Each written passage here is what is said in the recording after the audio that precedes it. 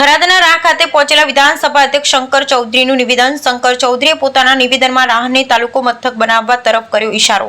મુખ્ય સેન્ટર આપણું રાહ બની રહ્યું છે, એટલે તમારું બધાનું જે સપનું છે, સપનું સાકાર થવું કરવાનું છે, એની અલગ અલગ તૈયારીઓ હોય એ બધી તૈયારીઓ થઈ રહી છે તેવું શંકરભાઈનું કહેવું. જે પ્રમાણે થરાદનું ડેવલપમેન્ટ થવા લાગ્યું, એના રસ્તા બન્યા, હોસ્પિટલ બની અને બીજી બધી વ્યવસ્થાઓ થઈ અને પછી જાહેરાત પણ થઈ ને હવે જાહેરનામું પણ પડી જશે, એટલે એની તૈયારી પ્લાનિંગ તો બધાએ કરવું પડે, ભેગા મળે તેવું શંકરભાઈનું બયાન. વિધાનસભા અધ્યક્ષ શંકરભાઈ ચૌધરીએ પીએમ સૂર્યઘર અને ખાનગી હોટલના લોકાર્પણ પ્રસંગે પહોંચ્યા હતા. Bureau report Ramjibhai Raigor.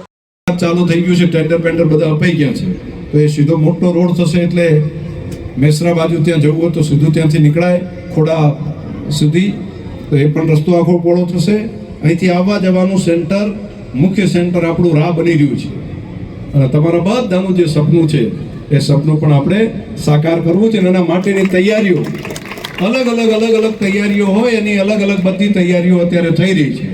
જે પ્રમાણે થરાદનું ડેવલપમેન્ટ થવા માટે એના રસ્તા બન્યા, એનું દવાખાનાનું, એની બાકી વ્યવસ્થાઓ થઈ અને પછી જાહેરાત પણ થઈ અને હવે એનું જાહેરનામું પણ પડશે. તો એની તૈયારી પ્લાનિંગ તો બધાએ કરવું પડે ને ભેગા મળીને, તો એનું પણ તૈયારી અને પ્લાનિંગ બની રહ્યું છે.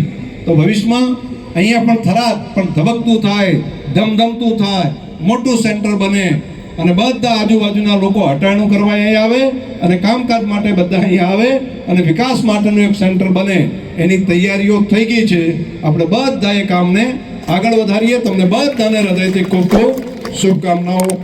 યુજીવીસીએલના અધિકારીઓને પણ અભિનંદન, પૂરી ટીમને.